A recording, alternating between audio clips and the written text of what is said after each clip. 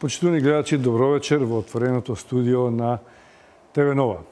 Државната изборна комисија денеска цел ден заседава и сега за затворени врати расправа и целата македонска јавност е фокусирана на тоа што ДИК ќе одлучи дали Македонија може да спроведе избори на 5 јуни или не. Токму на оваа тема и какви очекувања предстојат пред нас, пред партиите, ќе разговараме со моите вечерашни гости. Господинот Абдула Азизи. Добро вечер, господин Азизи. Добро најдов.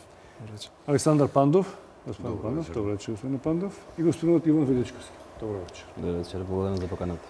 Предпоставувам дека сите тројца не сте исклучени од она што се случува на македонската политичка сцена, на седницата на ДИК, на очекувањата од собранието да биде распуштено денеска.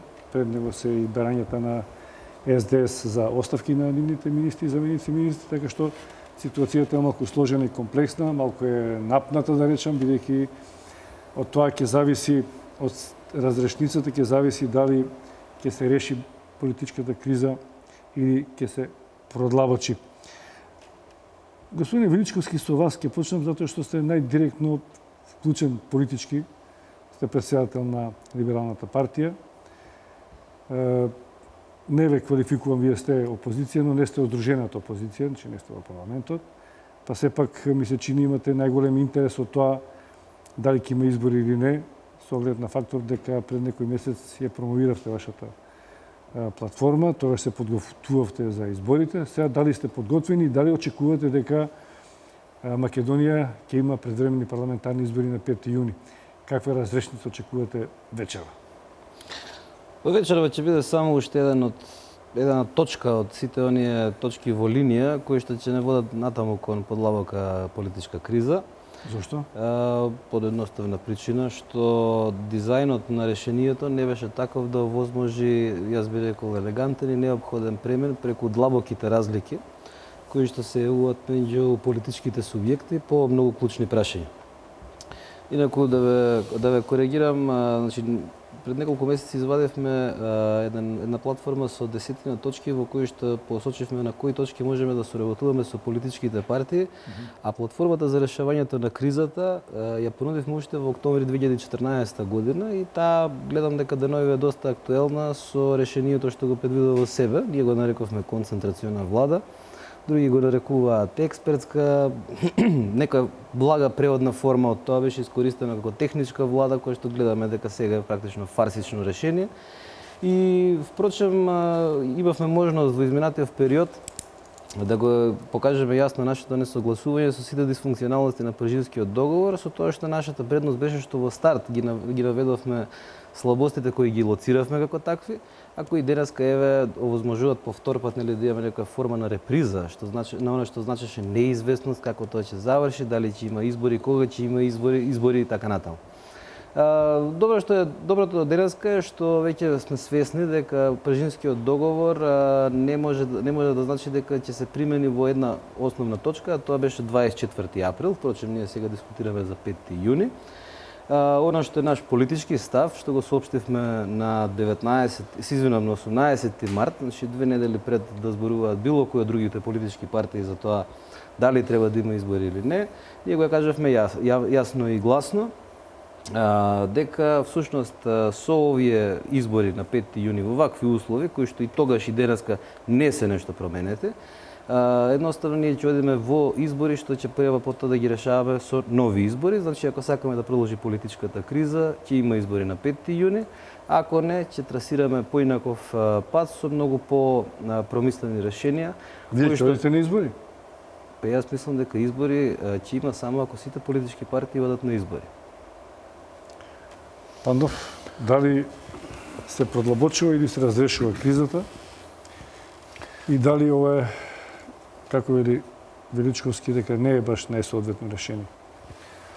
Па предпоставувам за господинот Величковски во нареднава година, во наредниве 3 години нема соодветен термин кога би требало да се одржат изборите, а иначе избори ќе се одржат на 5 јуни, тоа е веќе дефинитивно, вечерва се распуштува државата Република Македонија. Не мислам, кој ќе оди на тие избори? Сега ќе дојдеме и до тоа. Добро. Значи, вечерва дефинитивно собранието се распушта и со самото тоа, значи, оној термин кој што беше изгласан предходно, дека на 5 јуни ќе се оди како таков, ќе се запази. Она што треба да се напомене, а тоа е дека има законска можност председателот на собранието, Трајко Велјановски, тоа тука во ова студио, мислам пред неколку дена го објаснуваше дека постои кај него законска можност уште недела дена, значи не мора утре да ги распише, затоа што имало пак сега сите разбравме до секоја една точка во законот за избори, за државна изборна комисија и за сето тоа е во точка 45 стоело дека можело недела дена, а сега зашто тоа би го направил? Затоа што на државна изборна комисија, односно на Министерство за внатрешни работи, им требало уште 2-3 дена да допроверат некои податоци од сите тие бази на податоци кои што ги прибира и нели споредува. Денеска државната изборна комисија, како што посочи и ти, излезе со соопштение дека теренската проверка е направена 100%, но дека податоците во некои општини, а тоа било Струмица, Куманово, во оние општини каде што министерот сега за внатрешни работи, односно генералниот секретар на СДСМ, ги сменил началниците и каде што постои можност сега да се разлеше тоа внесување, техничко внесување, значи зборуваме во компјутер, тоа го правеле. Кој ќе оди на избори? ВМРО, ДПМН, ДУИ, ДПА и сите останати поголеми партии посочија дека ќе излезат на избори. СДСМ дали ќе излезе или нема да излезе на избори, ќе го дискутираме сега. На прво да не е. Има опција и да излезе и да не излезе, значи они сигурно се крши сега Заев. Јас да не е од прва да го потрошиме разговорот, имам свој став околу тоа и околу излегувањето или не излегувањето на Иван Величковски и неговата либерална партија, односно на сите партии. Тоа е на крајот од денот, би го свел на испит. Знаете, студентите, сите ние сме биле студенти, еве, професор имаме тука до нас, не е обврзана таа сесија да излезе студентот на испит. Ако не се чувствува спремен, ако не го совладал материјалот, ако нема да излезе, не би сакал да во неговиот индекс стои 6-ка, 5-ка или не е важно каква оценка, како овие на катица што ги има. Значи, ако е некој посалан, ќе сака ќе некоја друга сесија. Изборите се на 4 години и би било глупост некоја партија да се само казни, тоа сме го виделе пред 20 години, но тоа беше пред 20 години и времињата беа поинакви и сето тоа ВМРО ДПМН кога ги избојкотира 94-та изборите не е споредливо со ова сега. Мислам дека не само што ќе ја казни партијата тој што нема да излезе на избори, него своите гласачи ги казни, а секако тоа многу длабоко ќе му се рефлектира ако обстои таа партија на било кои наредни избори, неважно дали се локални, председателски или парламентарни. Господин Азизи, вие сте професор на Штуловиот универзитет, предавате администрација, така, европски институции. Попат кога разговаравме, рековте дека на добар дел од сегашните министри кои што беа вчера промовирани од ДУИ, им бевте професор, така? На неколку минати. На колку од нив? Неколку. Вие не станавте министер, вас не ве поканија? Добро сум таму. Добро сум во академијата. Добро. Тоа како влез во расправа. Може да направите сега, малце, не теоретизирamo една ваш став околу целава политичка ситуација во Македонија. Сакате од внатре, сакате компаративно со европските институции за кои што предавате демократија, веројатно како тоа функционира. Како ќе се заврши ова кај нас? Верувам дека 25 години што ги поминавме наназад од осамостојувањето, не ги потрошивме како што треба. Бидејќи останавме внатрешно неконсолидирани како што треба на внатрешен план, со многу нејасна иднина за целата ова приказна за евроатлантските интеграции, внатрешно стабилизирање на политичките субјекти, стабилни институции, стабилна судска власт, као прво прашање демократски вредности и човекови права. Уште имаме проблеми во тој дел. И на надворешен план не успеавме да изградиме политика која што ќе не однесе таму кај што ни е целта. Значи, нашите стратешки определби некако не се исполнуваат со нашата надворешна политика. Во целите нема разлика, има поедини размислувања дали кон ЕУ или НАТО или кон Русија. Тоа се лични убедувања на неколку личности, можда и од академската фела и од некои политичари, но сепак нашата определба е НАТО и Европска Унија, за која што сите сме сложни, а некако патот меѓу го губиме. Мислам дека рационалниот модел на донесување одлуки во однос на надворешната политика ни фали, бидејќи има некоја мана тука. Проблемот е дефиниран. Ние опциите на действување треба да ги имаме, фактички ги немаме, како што гледам јас во досегашните наши надворешни политики од осамошталувањето до сега. Тука ги опфаќам сите политички субјекти кои што биле им се давало можноста да бидат на власт. И мислите тука надворешните политики зависат од внатрешната политика? Да, дефинитивно, надворешната политика е отсликување на тоа што е внатрешно, бидејќи ние имаме нестабилни внатрешно-политички односи, сакате да кажете, дека тоа има реперкусии врз надворешната политика. Јас мислам дека внатрешното консолидирање би дал многу поголеми резултати во однос на тоа што сакаме да постигнеме во надворешната политика. Како мала земја, како мал субјект во меѓународните односи, ние немаме многу патишта за да стигнеме до целта. Така да, ако нас целта Европска Унија и НАТО, тогаш ако сме ги истрошиле сите дипломатски средства, ако тоа, да кажеме, планот А, кој што нас не ни одеше баш во прилог, бидејќи Грција, како што изгледа, е појака во сите тие меѓународни текови. Ќе оставиме за оваа тема за последиците, сега говоревме за причините, бидејќи ги споменавте. Да. Сакам подоста малку за тоа. Ќе му дам збор на Величковски, ако немате реплика на Како дека имам, но сакав да не ве прашувам, да не поточно прашањето. Не знаете, не сакав во ведниот дел од излагањето да ги реметам. Станува на крајот на краиштата збор за еден нормален дискурс и се надам дека таков и ќе остане. Оно што е многу битно е дека потребата на сите омилени аналитичари, така ќе кажам, на власта да ги идентификуваат состојбите. Да. Па како и не би бил, За власта секако. Значи, сето оно што значи едно така да ја наречеме поларизација на односите и оно што би значило посакува судир на ВМРО-ДПМ е да се судри со СДСМ. И целокупниот обид до сега беше да односите бидат врамени меѓу четирите политички партии, впрочем тој беше и концептот кој што беше избран со Прженскиот договор.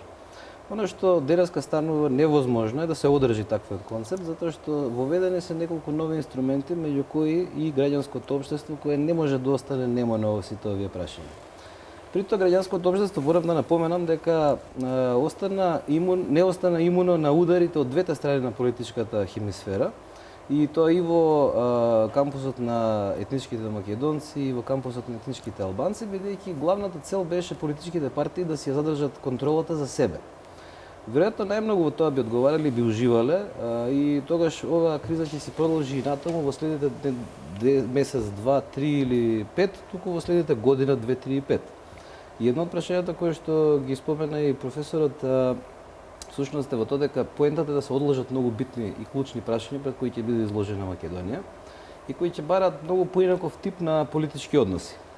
Сега за да конкретизираме, значи многу е лесно во расправата да ги воведуваме политичките лидери, било во опозиција, било во власт, но потребно е прво вечер да се дефинира целта. Значи, ако е целта да се предизвика повторно, значи само обстојување на хартијата, а хартијата веќе и така станува очигледно неважна, тогаш да, ВМРО-ДПМ ќе продолжи да се инсистира на избори, ќе се оди на тоа значи вечерашнава ноќ да трае што подолго, да нема никаков поинаков епилог. А од друга страна сметам дека ќе дојдеме до ситуација во која какво и да биде решението, кризата ќе се повтори, било да тие избори се одржат или не. Значи, повторно ќе кажам, избегнувањето на концентрацијната влада како прашање, што прво беше ескивирано и од ВМРО, ДПМН и од СДС, значи тука да бидеме многу јасни.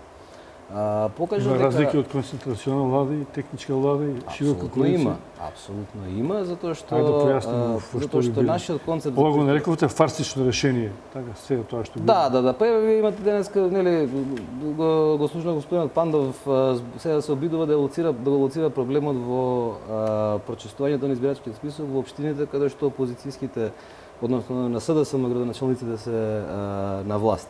Или каде што, не знам, министерот Спасовски ги сменил началниците во тие општини. Не, значи, јасно е дека од 37.000 луѓе кои што не се успеани да бидат воопшто најдени во домовите, имаме проблем. И 37.000 од 70.000 кои што до сега биле теренски проверени, покажува дека станува збор за огромна бројка која што не може да биде валоризирана. Односно, е квантифицирана, не може да биде верифицирана, се извинувам. Говорите за оние што не беа најдени во своите домови. Да, избран е модел, значи прво смешно е што од 350.000, 124.000 клучно, значи така да ги наречеме спорни или како ги нарекуваат неконзистентни гласачи, оние кои што се или иселени или убаво што ги нарекувате така. Или оние кои што се иселени, кои што се на привремена работа и слично, значи сите тие имаше решение кое што беше да се означат дека не се во моментот присутни тука, за да не биде нели прекршен законот, но таквото решение беше избегнато. Значи сега да се зборуваме отворено.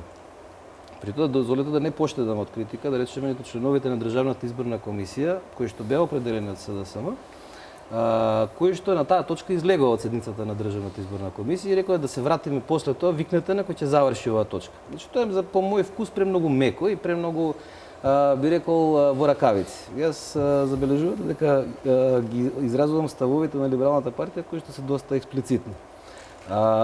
И сметам дека во овој период ни е потребна експлицитна, јасна политика во која нема да има многу кружење, многу, така да кажем, извоѓавање или простори да се повлекуваме после и да се криеме зад некои зборови. Затоа сметам дека вечерва Државната изборна комисија можеби ќе донесе некаква одлука со мнозинство, но таа одлука која што се носи со мнозинство нема да биде одлука која што ќе значи дека е и легитимна, значи легална, како и целокупната власт до сега да, легитимна во секој случај не. И повторно се враќаме на клучното прашање на легитимноста на институциите, односно неможноста да се искористи оваа ситуација за ресетирање на партискиот поредок. Впрочем, и само уште една мала кратка забелешка. Сите дневно политички препирки, што направил овој министр, што направил оној заменик министр, оној дополнителен министр и слично, се обидуваат само на лично ниво и на лично политичко, партиско ниво да ги сведат работите и заради тоа ние имаме систем кој е нефункционален, кој не решава ништо, а всушност тоа е еден партиски поредок во кој сите сакаат да ги јавнат институциите. Мислам дека оваа криза, излезот од оваа криза ќе биде како и тоа ќе го надминеме. Извинете што бев малку поекспозиран. Рековте, односно, според Величковски, ни со избори и без избори кризата не се решава. Така, ако можем да... Љубише, според Величковски, ако го слушате Величковски вие, или СДСМ ако го слушате, он не е СДСМ либерална партија.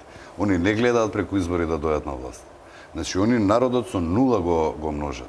Значи, они не рачунаат на тоа дека, камерманиве, нивниот глас подеднакво исто тежи као на Ивон, као мојот, као твојот глас. Зошто мислите така? Па затоа што ги елиминираат основната демократска нитка е гласот на народот.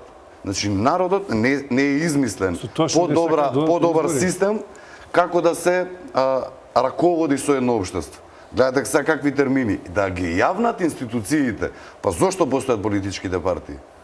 Се знае политичка партија ствара е правно лице кое што членуваат луѓе, па тие луѓе прават програма, таа програма ја презентираат на гласачите, гласачите гласаат или не гласаат за нив, гласаат за некоја друга опција и за таа програма, за тие луѓе кои што се приложени, тие се понудени на граѓаните, тие луѓе подоцна раководат со државата, со градот, не е важно со која институција. Тоа е основната поента на главната точка за да се дојде до тоа се изборите. Сега, Јас апсолутно можам да се согласам за тоа дека секогаш може да се направи подобар избирачки модел. Ама ние не зборуваме сега за модел. Тука говорат, значи јас не, опозицијата, говори дека тој избирачки список не чинел, имало 500.000 фантоми, имало не знам што. Забораваме при тоа дека секој ден имал претходно избирачка легитимација, бил прскан по палец, па не прскано по палец со мастило. И од сите тие проверки, при тоа да напоменеме дека Државната изборна комисија во мнозинство е опозициона и Министерството за внатрешни работи е генерален секретар, нели? Не беше партијата, државата требаше да се одвои или како веќе им одеше тоа, го ставија генералниот секретар за министер за внатрешни работи. Тие две институции се тие кои што треба да проверат и од тие 500.000 фантоми, еден да најдат. Што подразбираме под фантом? Тој човек единствен гласа на две места. Гласа и во Тетово, гласа и во Скопје. Нема таков.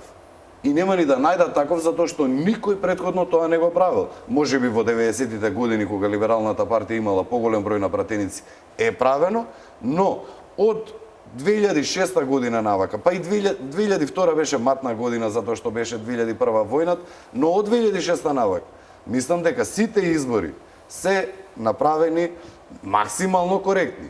Дали нешто можело да се подобри? Во ред, секогаш може. Но во делот на забелешките од типот дали избирачкиот список е во ред или не и дека Државната изборна комисија во било која од 200 и кусур земји во светот има толку големо значење и секој еден човек треба да знае дека постои сега некој Чичаковски таму или како се презива тој, тоа се институции кои се минорни во нормалните земји. Овде кај нас, под притисок на опозицијата, под притисок на странски амбасадори, ја донесоа таа Државна изборна комисија као да е не знам што и да не знам какви ингеренции има уствари она као да може, ако имаш луѓе во Државна изборна комисија, близок си со нив, добиваш на избори. Не е тоа така. Има долги години изборни процеси во Република Македонија и не може да се фалсификува. Идеме прво со малку реклами, првиот блок реклами, па се враќаме да продолжиме со коментарите на дадениве теми.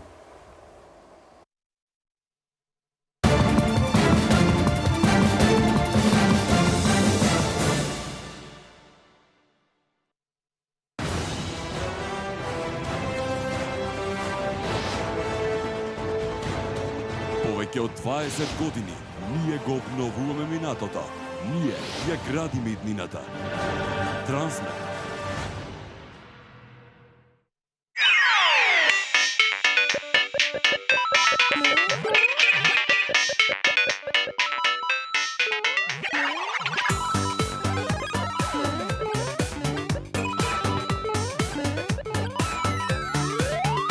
Одиграјте паметно. Изберете најниска каматна стапка од само 5,5% и уживајте во нештата што ги сакате. Аплицирајте за Супер С ненаменски подрашувачки кредит и добите до 1.200.000 денари без провизија за одобрување и рок на отплата до 10 години. Шпарка се банка, банка на вашето семејство. Боми 10 логистик, транспорт, шпедиција, царинско складирање. 24/7 локална царина, царински магазини во Скопје и Куманово, 180 милиони километри искуство, ефикасно, сигурно и навремено. Боми 10 логистик.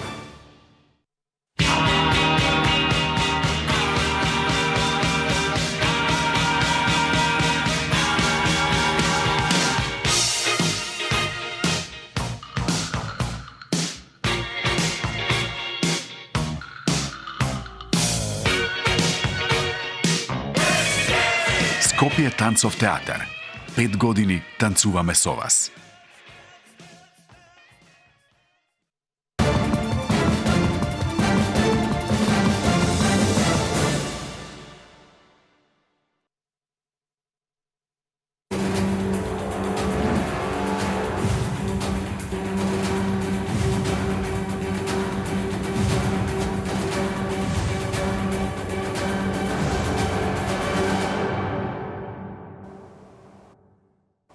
Почитувани гледачи, вие сте на програмата на телевизија Нова, го следите отвореното студио, во кое со гостите Иван Величковски, Александар Пандов и Абдула Азизи расправаме за можностите за избори, какви опции ни стојат, кои се причините и последиците.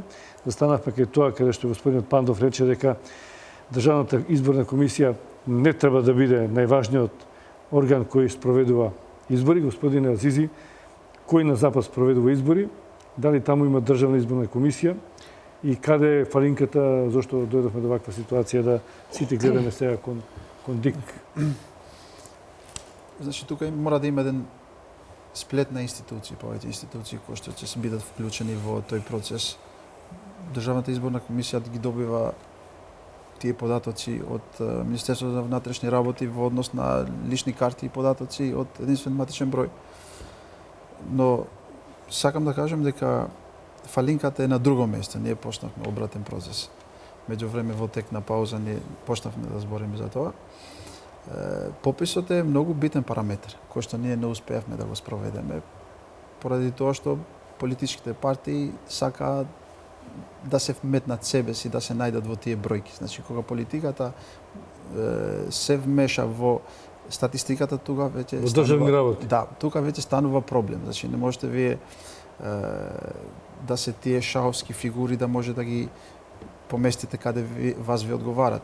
Практично да кажеме и од логички аспект, ако ние сме 2 милиона држава, 2002, јас памтам кога бе Франција и се потпишав таму во нашата амбасада, бев тогаш на студии во ЕНА и од тогаш до сега, значи, тоа се многу години каде што луѓето поради разни економски причини или други потреби се движеле навака натака и ние точниот број не го знаеме. Значи, тоа се многу години за да ние не знаеме која статистика ја имаме и врз основа на таа статистика ние ги правиме сите планови и во политиката. Ако земеме, например, деца од 0 до 18 години кои што немат право на глас, се 30 или 34% од население, тука веќе од почеток, од старт не имаме проблем со бројките. Значи, не се 1.800.000, значи нелогички е да сфатиме дека се 1.800.000. Според моје обудување не се толку, колку се не знам, тоа треба да утврдат институциите кои што се надлежни за тоа. Па 3.26 мање. Уште повеќе што има и социјални движења низ цела Европа, тоа е нормален процес, има и меѓу земјите членки на Европска унија. Повеќе мигранти од нашата земја кои што поради економски причини значи престојуваат во странство и тој број треба да се утврди. И кога ќе дојдеме на крај ќе видиме колкав ни е тој број на население кој што имат право на глас и врз основа на тие бројки ние да ги одредиме и сите мерки за натака и да видиме кои се тие битни приоритети во нашата земја, за да врз основа на тие бројки статистички ние ги правиме плановите за војнина. Значи, без успешен попис, јас не верувам во сите овие математики што ги прават институциите. Значи, прво ние погрешиме што не направивме успешен попис каде што се потрудија пред неколку време, не помина. Не помина поради тоа што политичките партии сакаат да вметнат бројки од различни атикуми и бројката немаше да им излезе на крај како што они очекуваат.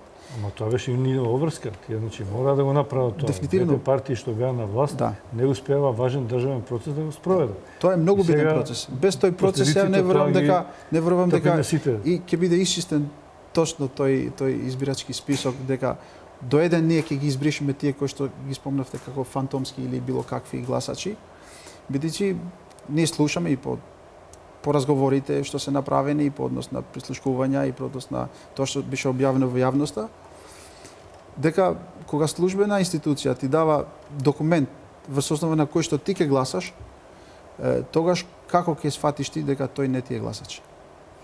Фактички врз основа на која институција ќе го надгледа работењето на МВР, на кого им дале, да кажеме, лични карти за да гласат. Па и сега кога беа теренската контрола, тоа е голем проблем. Требаше да биде како попис. Меѓутоа врската на граѓаните не е иска кога е пописот. Да, дефинитивно. Може да го примат, да не го примат анкетарот. Значи тука може да има личната карта во ке соседот и да рече да еве тука е човекот. Дефинитивно. Господин Величковски, ако се обидов да сватам, се чини и во реакциите во ДИК и воопшто од дебатите кои што ги правиме, Македонија навистина стварно е една биполарна држава меѓу власт и опозицијата, генерално власт и опозицијата, во која едни се гледат во власта, а другите се гледат во опозицијата. Веројатно вие не сте таму и можеби тоа е проблем што тие што се сега во таа опозиција сметаат дека само тие се опозиција, затоа говоревте за граѓанско општество, други партии помали кои што не се влезени во системот на договорот од Пржино. Не верувам дека брзо ќе се вратиме назад да се раши политичката мапа, да учествуваат и други освен во парламентот, освен изборите кои ќе го решат тоа кој ќе влезе во парламентот, кој не. За власта се е добро, за опозицијата ништо не е добро. Каде се најдат овие две спротивставени страни, односно каде ние како граѓани ќе се најдеме на допирна точка? Да ги расчлениме, да го расчлем одговорот на два дела, бидејќи внатре всушност има и две прашања во вашето прашање. Прво, ниту има една само опозиција во Македонија, бидејќи јас, тоа сум го кажал во неколку наврати, сум слушнал да те изфрлат од власт, ама од опозиција тешко е да те изфрлат. Односно, изфрлен од опозиција значи дека си во власт. Тоа е нелогичноста која што цело време ја прати македонската политичка сцена воопште, било да се тоа партии на етничките македонци, било да се партии на етничките албанци и така натаму. И проблемот на биполарноста кој што го споменавте всушност се однесува на биполарноста која што е етничка и која што кампусите ги дели Значи дупла поделба. Да, тоа е дупла поделба. И таа најмногу им одговара на четирите големи партии кои на тој начин си го држат својот монопол. Значи, пописот е одложен со политичка одлука, договорот од Пржино е потпишан со политичка одлука, сите практично големи договори, тој е потпишан затоа што меѓународната заедница повикана овде од страна на истите четири партии потписнички, се надеваше дека ќе може да низ една добра волја да ги понуди алтернативните решенија кои што во нормална земја би биле сосем прифатливи.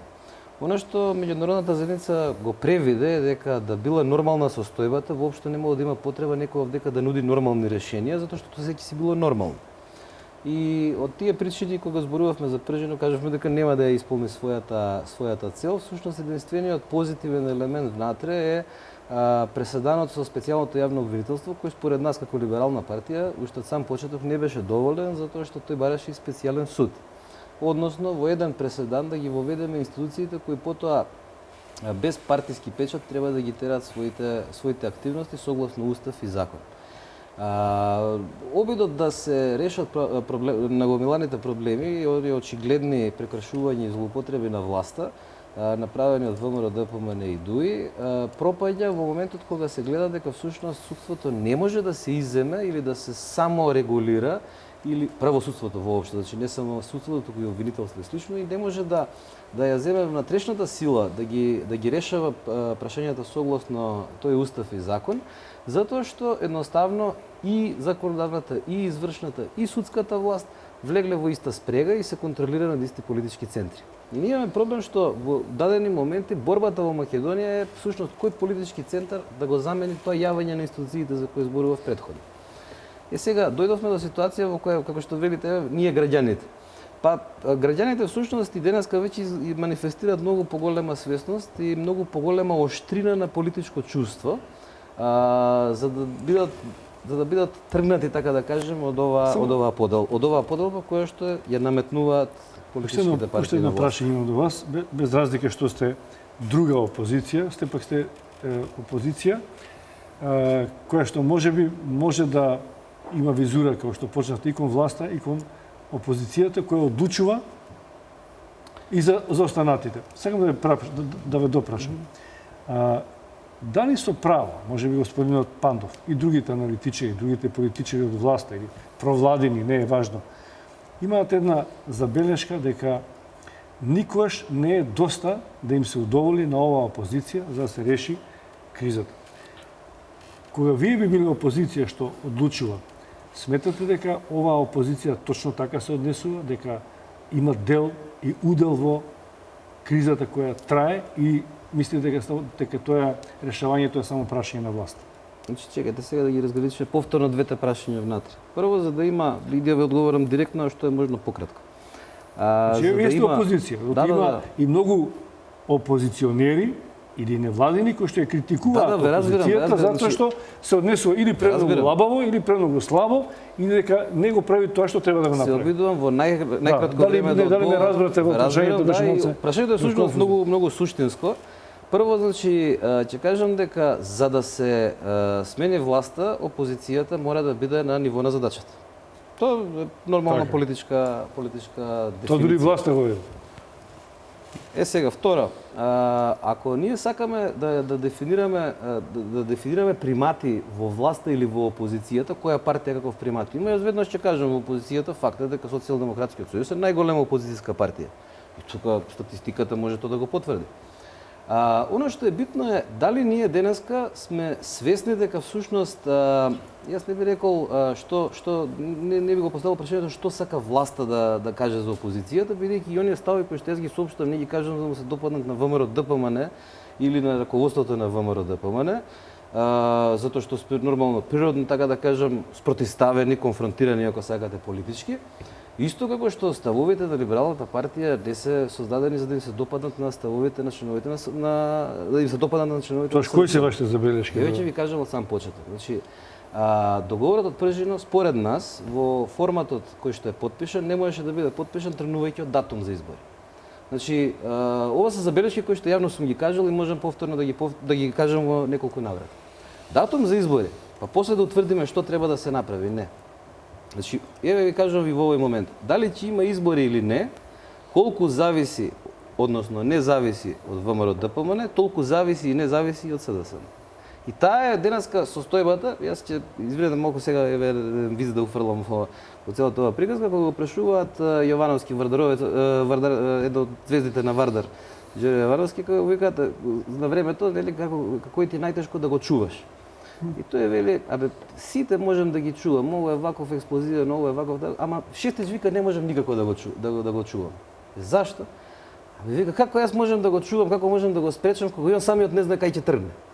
Денеска ова истата состојба се однесува на двете партии. Извинете, по мене СДСМ мислам дека играше предарежливо кон ВМРО ДПМН. И ќе ви го кажам зошто.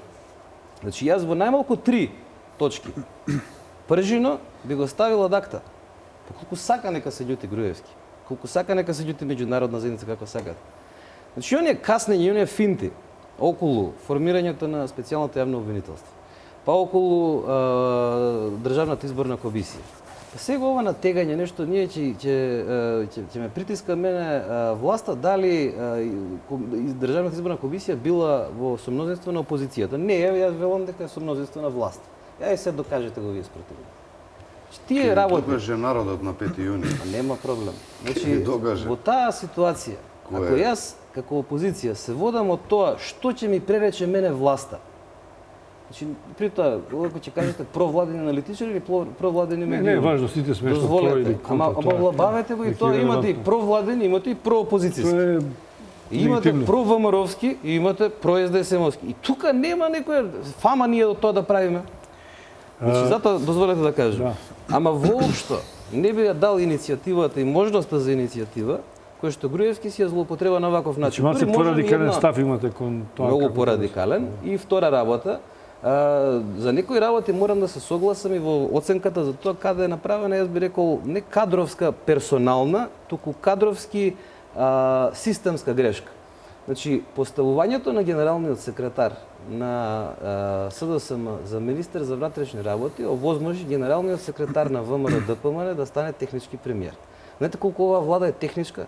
Колку што сум јас балетан. Ама не беше доволно техничка, дури беа сите задоволни кои излегува изјавите дека добро што ќе бидат задоволни затоа што представници бидејќи одговорноста е поголема од тие. Па гледате, да беше можно кризата да се реши. Така бе изјавите, нели па беше можно. Па затоа Груевски беше еден од најсреќните после именувањето на тие министри. Ама сега видите, ако улетате ви у шемата на Груевски, тоа е ваша слабост, а не е негова.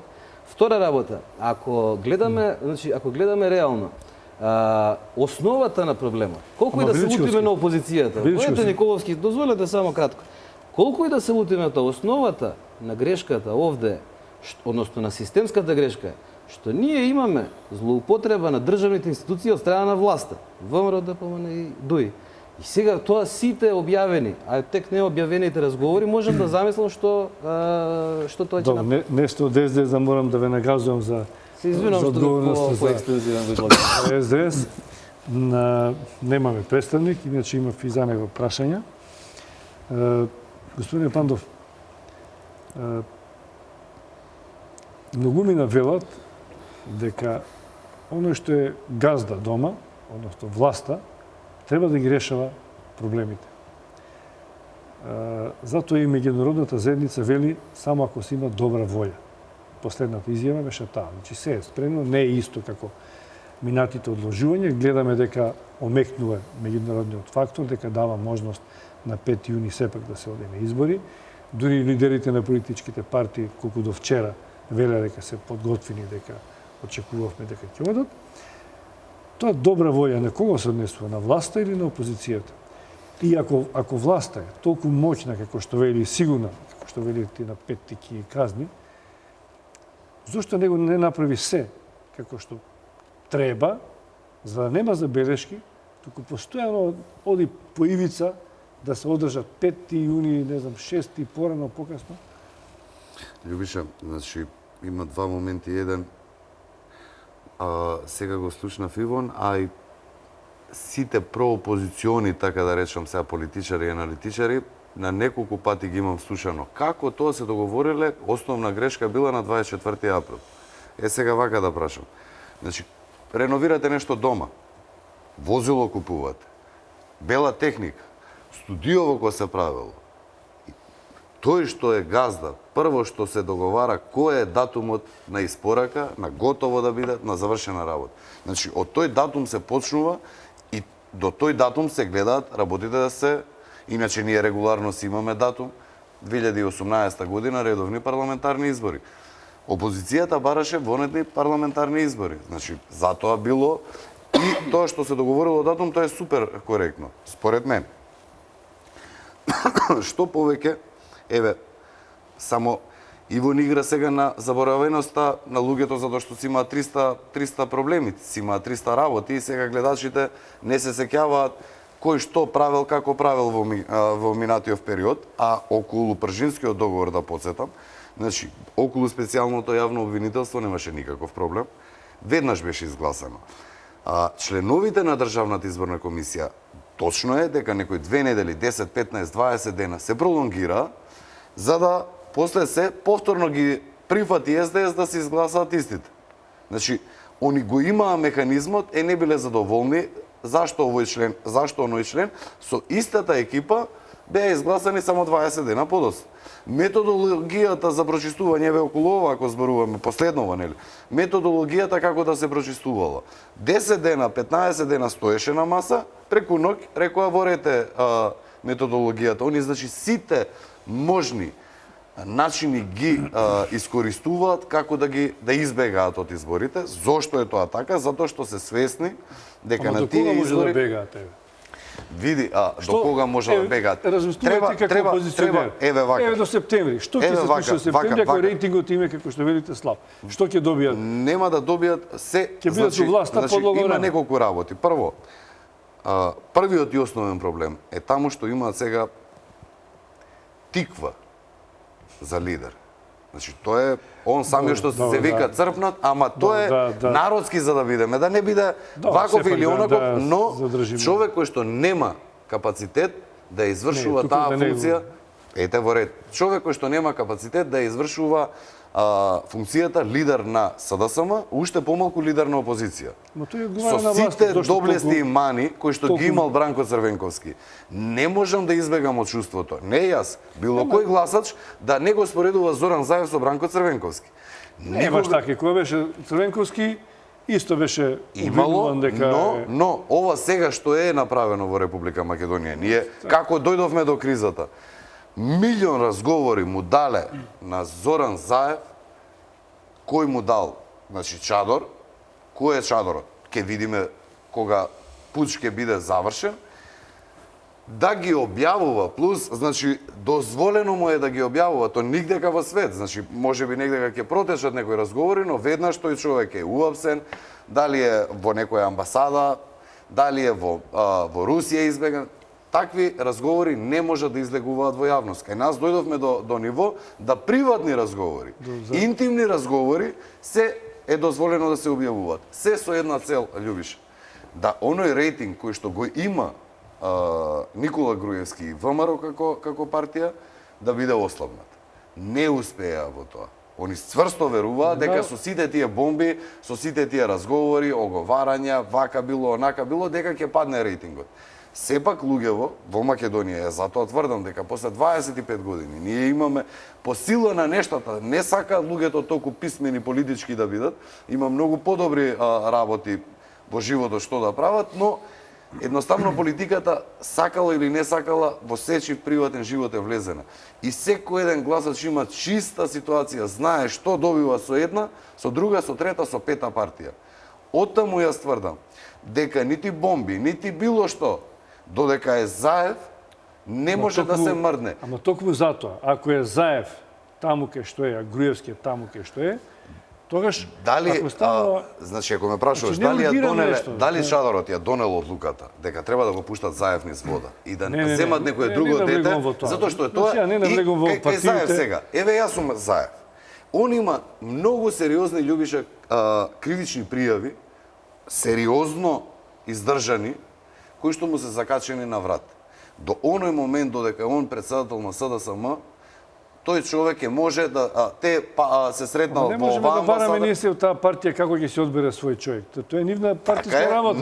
Но тој човек сега за моја несреќа, за несреќа на Република Македонија е лидер на опозиција и како таков тоа не е власт, опозиција. Во ред, но има огромен простор во медиуми, во било која тема кога зборуваме за политика, не можеме да го абстрахираме него, не можеме да го елиминираме.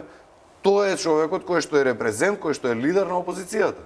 И јас затоа го говорам него. Ја тама работа нити го знам, нити сум го видел во животот Зоран Заев, нити сакам да го видам, но човекот е тој.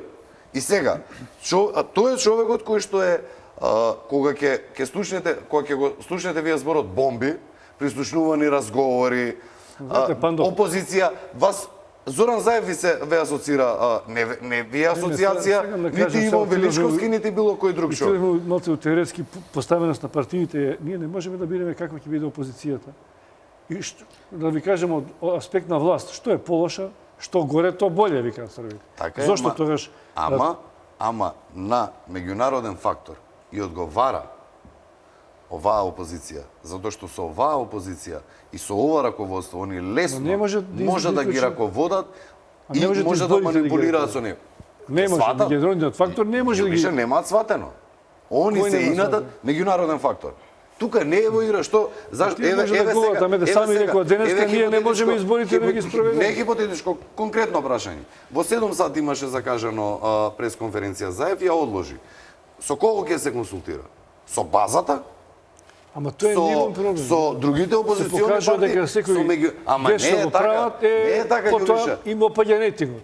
Значи рекоа 500.000, не беа 500.000. Рекоа одиме на избори, не одиме. Даваме изјава, не даваме изјава. Да пуштаме, не напуштаме. Тоа е проблем што они ќе си го трпат самите по себе. Така и на 5 јуни. Разлика дали вие ќе ги критикувате или на 5 јуни тоа ќе им покажат граѓаните дали. Така е. Еве, јас велам дека на 5 јуни ќе бидат. Дополнително критики за дали е Заев или не е Заев. Зошто Македонија сега во јавно во очите на одреден број на луѓе личи дека некои институции не функционираат. Зошто Македонија во меѓународната јавност сега има потреба да не советува како еве некој како сакаш наречи го оној белгијанецот кој што пази ми доаѓа од град каде што испродуцирал тој град. Ама морам ова да дозволиме па после нека зборам. Пази сега за какви парадокси ние се соочуваме. Од Брисел е тој човек. Во таа држава и во тој град се родиле деца. Бе муслимани биле. Во ред. Деца, таму се тие родени. Таму завршиле градинка, таму завршиле основно, таму завршиле средно. Тоа општество и тој град испродуцирало такви болни луѓе кои што таква фрустрација и омраза према својот народ и према својот град ќе имаат да се саморазнесуваат. Од такво болно општество и од таков болен град доаѓа тој Ван Хауте и сега мене ми кажува што сме требале да правиме, ние ко мали деца да го слушаме тука. Како да сме малоумни. Тоа му го дозволи опозицијата и Зоран Заев. Тоа секако не му го дозволи. Сите партии му го дозволија. Но они го бараат. Но они го бараат.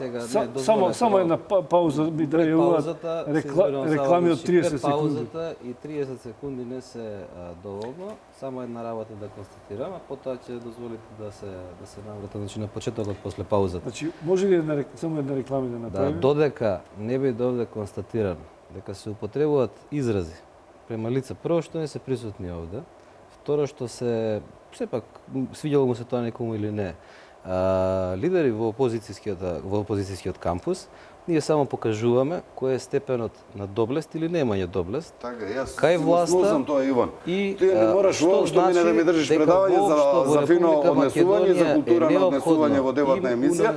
Моје лично одговорност, јас како ќе ги ословам било кој. А исто така ја покажува и жестоката нервоза на власта соочена со тековните проблеми. Ве молам се. Вие искулирани. Ве молам, значи јас го изрегулиравме тоа беше мој дел да изреагирав на начинот кој ќе вие, Пандов го прифати тоа и мислам дека решиме дека во иднина нема тоа да го правиме, без разлика на слободата на говор на секој од вас.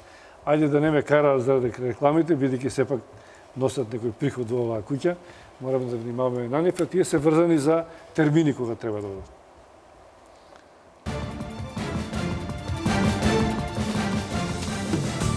Само за проектот Купи куќа за млади, Хот и Хот ги намали цените на неверојатни 280 евра за метар квадратен, на принципот клуч на рака.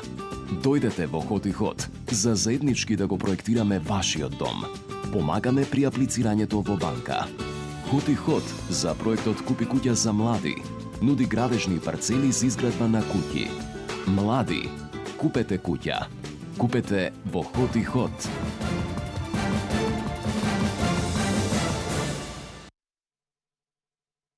Healthy Food – специализирани продавници за здрава и органска храна. Голем асортиман на органска храна и широк спектар на додатоци во исхраната.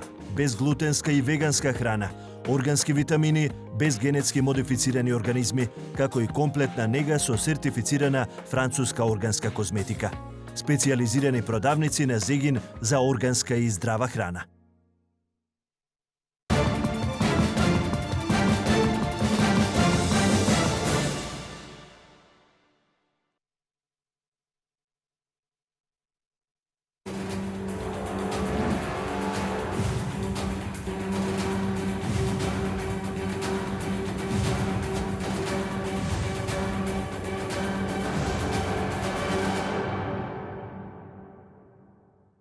Убава студио, убава дебата. Професоре, вие некако во политикава, во политичкиот конфликт тешко влегувате, сакате од дистанца да стоите или имате коментар? Ќе влезам, ќе дадам моје мислење. Ајде, влезете. Како и да е тоа сега прифатливо или не од било која власт или опозиција, јас ќе дадам моје убедување, ќе се надоврзам со тоа што претhodно го реков, дека сите ние имаме удел во тоа што ни се случува тука. Значи, ова не е увезена криза, него сами сме ја направиле. Така да тука непочитувањето на собствените институции внатре во државата, па политизирањето, нивното политизирање со тек на времето во овие 25 години што ги поминавме. Кога велите ние мислите и на власта и на опозицијата, или на опозицијата кој што Пандов, или само на власта кој што мисли Величковски? Па одредени временски периоди било ВМРО на власт, после СДС, па така ние се менуваме. Да, категоријата време, по Ејнштејн така е време, да, но сепак сите понекогаш грешиме. Значи немало до сега некое владење кое што било безпрекорно, без грешки. Тоа се знае, веќе граѓаните го знаат, тоа не мора јас да повторам. Но сепак ние не успеавме да градиме институции на кои што ние сите ќе им веруваме. Обично тоа го велам поради фактот што наместо да одиме напред кон тие светски текови процеси, каде што наши соседи веќе ги надмина некои проблеми кои што ги има од поранешниот систем, не успеавме да одиме наназад. И Зашто не направиме такви институции? Па треба да направиме, Како бидејќи да направиме? со нови сили, со луѓе кои што имат елан, со нови со вашите мисли. студенти? Па можно е, јас не им забележувам ништо во однос на годините, туку во однос на искуството, да. Него секогаш во високо развиени земји демократски, во некој од нив ние одиме по однос на конференции, се среќаваме со академската фела. Зборуваме за стандарди кои што и ние треба да почнеме да ги следиме, а кои се однесуваат на квалификации на политичари и носители на јавни функции. Значи, вие да одите во Франција, не може да станете министер, председател на држава или носител на јавна функција без да поминете ЕНА. Значи, вие мора да имате дипломирано некој факултет, да имате завршен некој факултет, па после мора да одите во ЕНА, за да знаете да водите јавни политики и службени работи. Така да, тоа кај нас мора да се воведат некои квалификации за лица, за да они може да терат државнички работи, а во рамките на политичките партии јас мислам дека тоа е неопходно да се најдат тие кои што знаат и умеат и доколку се почитуваат вредностите, јас мислам дека и ние ќе бидеме на прав пат, а не на неваков. Дефинитивно не ова е лошиот пат. Кон ова сите доприносевме помалце да сме во ваква ситуација. Особено власта, бидејќи ги има сите надлежности, ги има сите компетенции дадени во уставите и во законите, понекогаш кога сакаме да делиме правда, тоа треба да биде воопшто спрема сите, не спрема противниците, за да докажеме дека ние сме праведни спрема сите, ќе почнеме од нашите, па после со другите. Така да тоа не сме го направиле ние досега. Ќе почекаме малку. Добро. Величковски. Трпеливо чекавте за... Да, секако, затоа што... Рекламите да ги извртиме. Ете, почита кон вашите спонзори ја Се извинам покажувате што вие, прекинав, но мораме да не биде... станува збор за тоа, напротив, ако човек не знае да промисли и да биде трпелив, ако сака да така да кажете, не може да се занимава со политика, може да се, како да кажам, идентификува со аналитика, но тоа не значи дека ќе биде успешен во тоа. Поентата е дека мора да се задржи нивото, прва работа, второ мора да се свати дека овде меѓународната заедница беше повикана од 4 партии и нејзините услуги беа ставени повторно со барање на тие 4 партии, исто како што прифаќањето, неволното прифаќање на решенијата од Пржевскиот договор, исто така беше од сите 4 партии. Оно што на тоа е многу значено е дека кога се покажува, јас не би сакал да користам израз, тежок израз како што е фрустрација, но кога се покажува едно ситење на мака, на оно што се случи во Брисел, покажува всушност дека целта е да се поттекнат подземните или темни страсти кај луѓето, кои што не може да сватат дека тоа што се случува на 3-4-2.000 километри од Скопје ќе се случи и во Скопје, доколку не бидеме внимателни и солидарни со таа меѓународна заедница кон која наводно се стремиме да бидеме дел. И конечно, она што треба да го разбереме исто така е дека прифаќањето на европските решенија и стандарди кај нас не е побарано или не е неопходно затоа што некој од нас тоа го бара, туку затоа што ние тоа сме го декларирали. И сега тоа што оваа власт 10 години во континуитет го извлекува тој пат и од магистралата, давајќи лев жмигавец ја врти кон десно, тоа е друга работа. Значи тоа е веќе прашање на политички избор. И од тие причини мислам дека веќе станува многу јасно дека власта и натаму ќе се занимава со тоа каква опозиција сака да има, исто како што се занимава со тоа какво јавно мислење сака да има, како тоа јавно мислење да го контролира за своји партиски цели. Во таа улога се ставени, или беа барем доскоро ставени медиумите, мислам дека мали исчекори се направени, но се уште фали доста време и доста напори во таа сфера. И ако сакаме отворено да зборуваме, не е поставена црвената линија до каде партијата може да се меша во државата, во институциите, во локалната самоуправа и слично.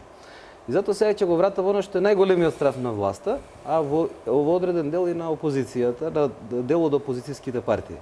А тоа е спојувањето на изборите парламентарни со локални. Тоа е страф од кој што не може да избега власта, затоа што тука има контрола врз 99% од општините во Република Македонија. Исто така, се плашам дека и во Социјалдемократскиот сојуз постоеше еден страф, доколку тие избори се спојат, дека нема можност за корекција. И сега оно што е неопходно, доколку се потврди на парламентарните избори. Оно што е многу битно и што треба да го вметнеме како собствен политички влог.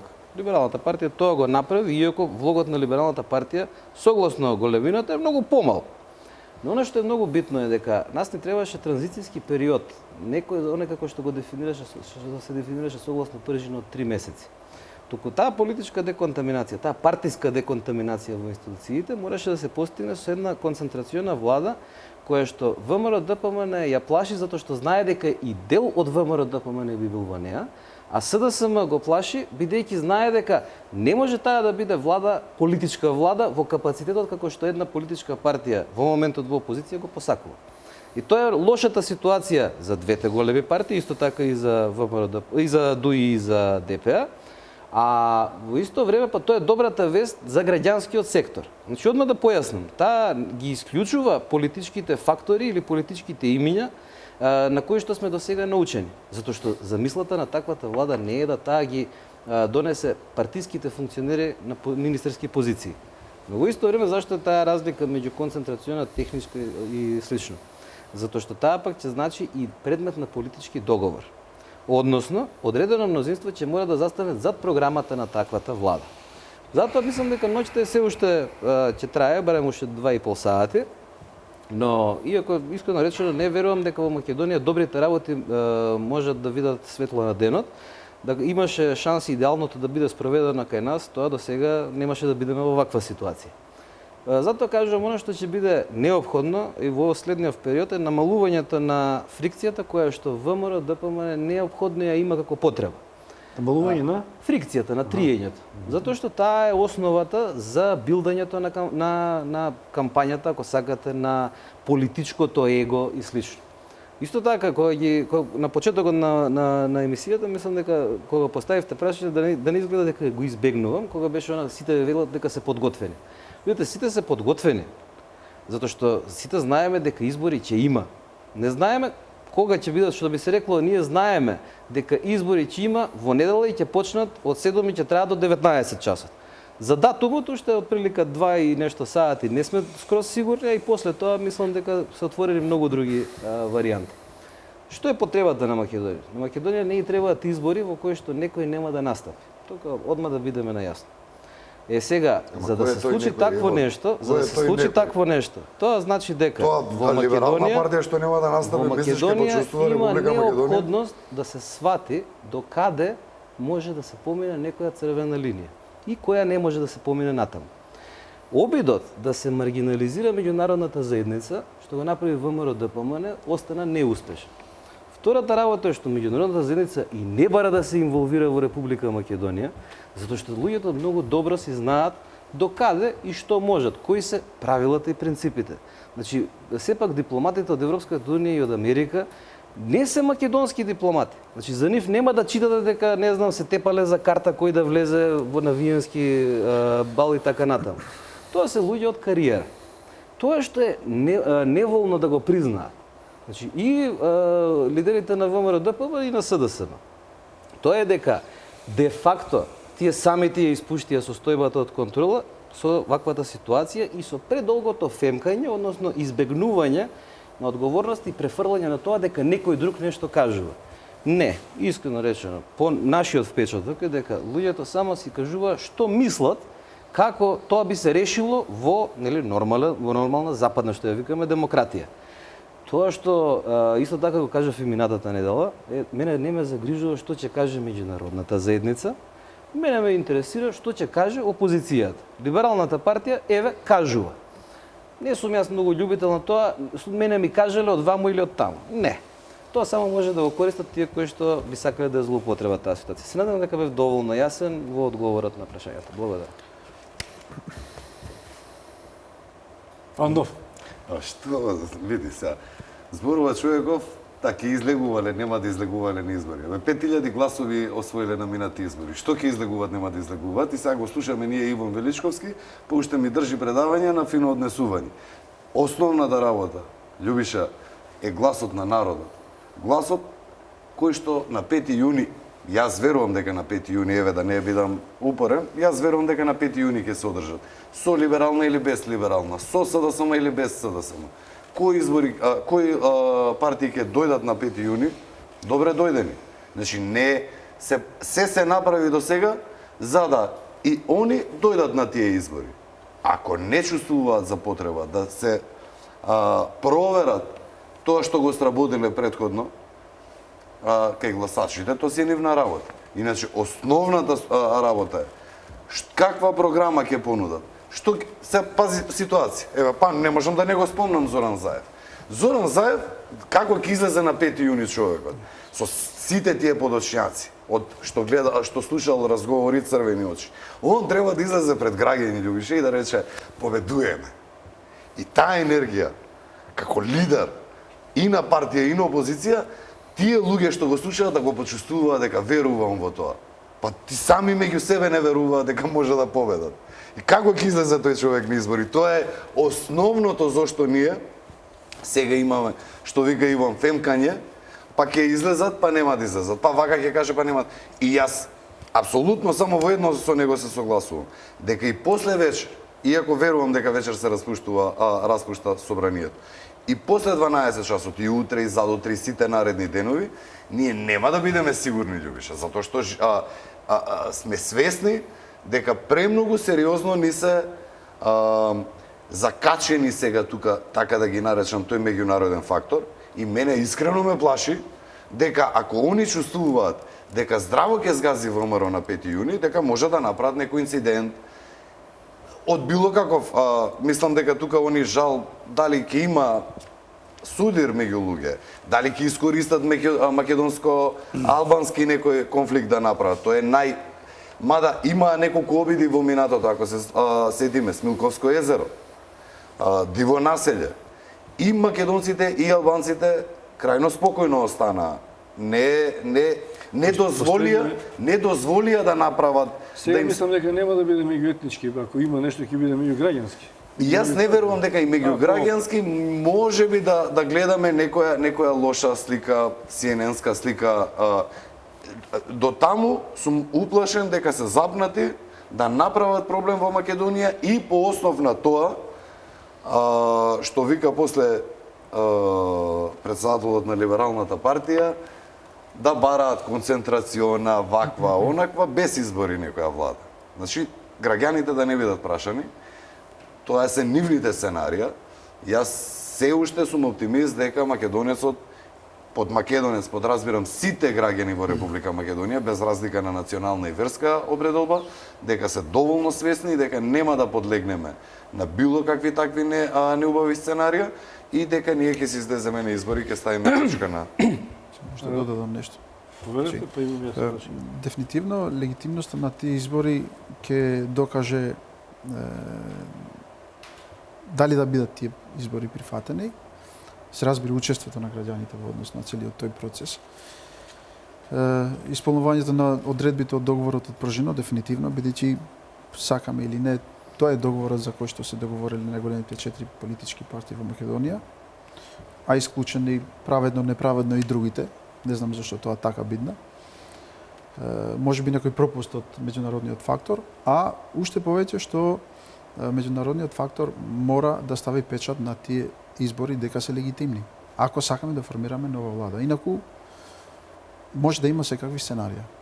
Значи, било тоа да се меѓуетнички, граѓански и било какви, што јас верувам дека тој процес најбезболно би поминал доколку на тие избори учествуваат сите политички партии, да ги меркаат силите во однос на... Сите се согласуваме дека тоа така нема збор. И да добијат повеќе легитимност тие избори. Абсолютно, тоа, да. И мнозинството, значи партијата која што ги има највеќе пратеници во собранието, да се ја формира и владата според нашите правила, уставни правила и правила за избори.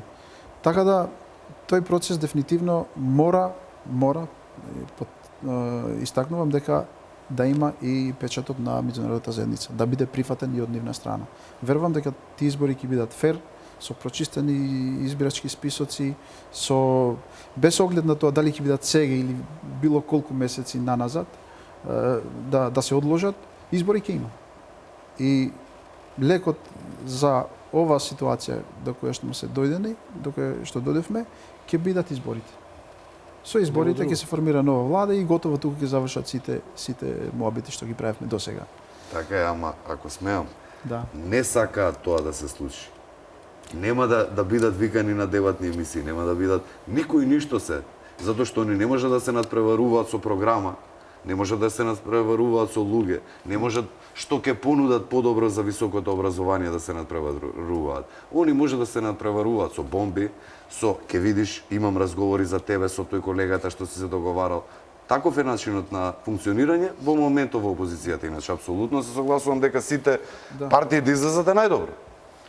Значи гласот ќе биде тој одлучувач. Така е. Дефинитивно во либерални општества, демократски општества, така е, функционира така. Со пропагандистичките брмчења и лични дисквалификации не се занимавам, но она што беше многу битно во ова, така да кажам, дебата, конечно дојде до израз. А тоа се предизвиците, што е она што бара за имање кредибилни избори, односно зошто тие кредибилни избори се неопходни. Всушност, нема несогласување ниту дома, ниту во научната, ниту во политичката фела, дека изборите на крајот ќе го произведат решението од кризата. Она што е сега битно е да се дојде до тоа како тие избори да не бидат извор на нова криза. Како до тие избори да се дојде до низ еден процес во кој малку од малку и кредибилитетот на институциите и на вредностите во тие институции, како што да речеме еден избирачки список, тоа е вредност, би се вратил така што граѓаните на крај може да излезат на избори, после кој не може да се каже забелешка. Значи да дојдеме до некоја ситуација кога зборав на ресетирање на поредокот од 1990 година, кои што мислам најнеспорни избори во Република Македонија, кои мислам дека се избори со најголема енергија. Тоа е практично стравот на дел од пржинските потписници, всушност ја би рекол и на сите пржински потписници, дека во таквото ресетирање завршува времето на мачо политика. Ово е ваков, оно е таков, нели, немаат програма, подготвени сме, засукани ракавите и слично. Тие работи се дел на политичкиот фолклор.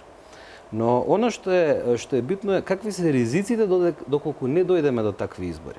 И тука одговорноста е голема на сите политички партии, помали, поголеми, парламентарни, непарламентарни, како сакате, значи од било кој кампус и слично. И затоа во трасирањето на еден ваков, јас би рекол, трновит пат, пристапот и кој што беше понуден од Ван Хауте во одредени делови, да речеме, во сферата на медиумите, во деловите кои што беа околу регулацијата, ако сакаме, и на самиот овој процес на прочистувањето на избирачките списоци. Користени беа многу експертизи, така што мислам дека и оваа криза извади уште една работа на површина, а тоа е дека експертскиот капацитет на познавачи во различни области се покажа дека е сепак на доста повисоко ниво и покрај оние кои што перманентно се присутни на медиумите, се покажа дека всушност ниту партиите, ниту омилените телевизиски лица не се оние кои што одразуваат целокупната реалност, туку дека има луѓе кои си ја познаваат својата ситуација, при што кажав и на самиот почеток, дали се некој провладен или проопозицијски, тоа за мене е искрено речено помалку релевантно, заради тоа што доколку е доволно објективно, тоа дава и драж на целокупниот демократски амбиент. Второ, натаму се покажува дека научната сфера во Македонија не е баш нема и дека нема капацитет да произведе решенија, па ако сакате кадровски потенцијал. Трето, се покажува зошто многу од граѓаните се обидуваат да го игнорираат или да се тргнат на страна од изборниот процес, бидејќи го сметаат за премногу валкан. Политичката кампања исто така ја сметаат како таква. И четврто, јас повторно се враќам и во секоја прилика се навраќам на тоа, оваа криза ќе биде пролонгирана и не може да биде решена затоа што во меѓупериодот него најде клучното прашање кое во извештајот на Прибе беше прва точка. А тоа е позицијата, злоупотребата на тајните служби и начинот за спречување на такво нешто, односно системската поставеност. Значи, ние денеска ако се обидуваме да персонализираме одговорност, тоа е едно прашање. Некој ќе персонализира во овој, некој ќе персонализира во оној. Ама тоа што е 25 години назад проблем, тоа е дека токму таа политичка злоупотреба на тајните служби во Македонија била извор на најмалку 3 афери, било извор на најмалку, односно не решила и не нашла еден атентат, еден сомнителен, не нашла, значи, што е причина и извршител на еден атентат, на еден пат на авион на председател и така натаму и така натаму. Значи, извештајот на Приве, всушност, ВМРО ДПМН и ДУИ го превзема и потоа го, така да кажеме, огушија, не заради друго, заради тоа што СДСМ и парламентарната опозиција сметам дека не беше доволно упорна да го истера тој процес до крај. Едно од основните законски прашања кои што остана потполно нерегулирано е повторно прашањето на контролата, цивилната контрола, особено на тајните служби. Значи, каде сме различни од сите други партии, ќе дадам една работа која што можеби е небитна во дадениот момент, но ќе кажам. Едно е што е закон за службите, а друго е што е закон за јавен ред.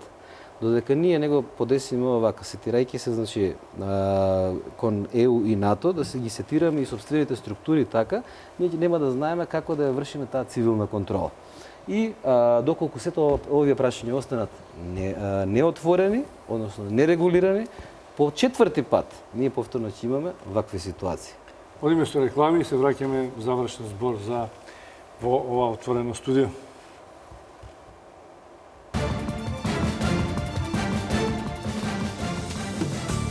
Само за проектот Купи куќа за млади, Ход и Ход ги намали цените на неверојатни 280 евра за метар квадратен, на принципот клуч на рака.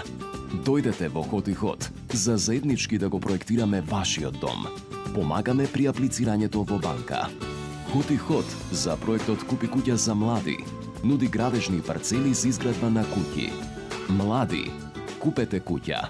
Купете во Ход и Ход.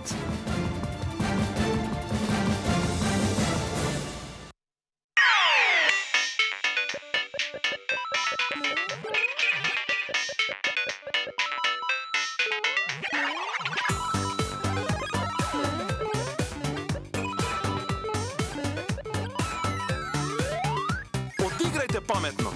Изберете најниска каматна стапка од само 5,5% и уживајте во нештата што ги сакате. Аплицирајте за Супер С ненаменски потрошувачки кредит и добите до 1.200.000 денари без провизија за одобрување и рок на отплата до 10 години. Шпарка се банка, банка на вашето семејство.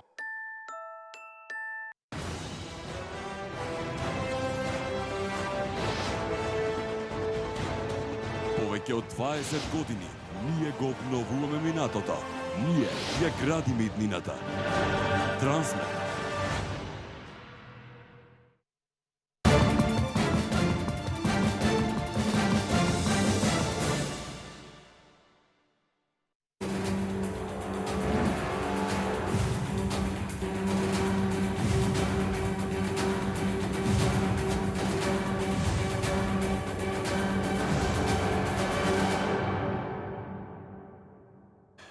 Еве на крајот од отвореното студио.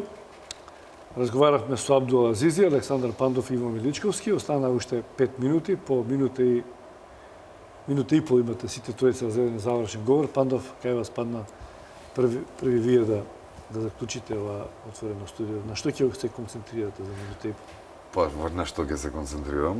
На тоа дека, на верба дека вечер ќе се распушти собранието, дека реално за недела дена, колку што до 15 април, мислам дека Трајко Велјановски рече дека треба да го распушти, односно да ги распише изборите, дека ќе ги распише, а во тој период од недела дена, дека Државната изборна комисија и Министерството за внатрешни работи ќе ги дозавршат сите работи околу тој фамозен избирачки список и дека со самото тоа, кога ќе се стави параф на него, дека сите политички партии, и јас барем се надевам, дека ќе решат супер, се гледаме со граѓаните на 5 јуни вечерта во 19 часот, некои ќе слават, некои ќе тагуваат за пропуштената можност, но дека тоа баш се така ќе биде, колку и да јас посакувам, колку јас да сум оптимист, реалноста и играчите кои што се во овој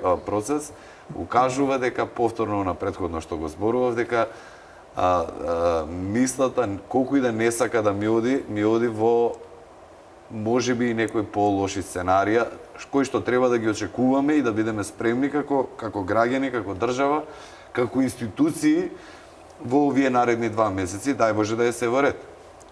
Азизи, вашата верба дека како ќе се реши ова? Значи, дилемата се согласувам со другите соговорници дека дилемата е голема. За исходот на тие избори, доколку би биле, дали би чувствувале сите политички субјекти или не, дали тие избори ќе бидат признаени како легитимни и од опозицијата или не. Тоа ме натера да размислувам и во однос на после изборите, дека може да постои и такви случувања да изборите не бидат признаени од опозицијата доколку не учествува на тие избори, поради причините дека не се исполнети обврските од Пружинскиот договор и отпосле да под притисок на меѓународната заедница да има некоја нова преодна влада каде што ќе бидат ставени прашањата за името на државата, евроатлантските интеграции, односно спорот со името со Грција. И не верувам дека овие избори ќе донесат резултати кои што ќе бидат прифатени од сите политички партии. Величковски. Јас не очекувам дека вечерва ќе има некој со стискавец што ќе поднесе иницијатива во собранието, до сега кажував што е она што треба да се прави и што се ставовите на Либералната партија. Сега, значи, проценката на последните 2 часа од предраспуштањето. Мислам дека нема да има некој со стискавец што ќе поднесе иницијатива да тоа се промени, затоа што мислат дека ќе им падне политичката круна, а всушност само ја покажуваат својата слабост и неподготвеност да се соочат со суштинските предизвици. Мислам дека изборите ќе бидат вовед во нова криза, без оглед на тоа каков ќе биде исходот. Кој ќе учествува на нив или не, од тоа ќе зависи дали имаме воопшто избори. И при тоа мислам дека што порано се престане со политиката на билдање мускули, а што повеќе употреба на силата килина маса во главите, толку подобро и толку подобри решенија ќе имаме и во следниот период, па ќе биде полесно да се преброди и 5 јуни и периодот после 5 јуни.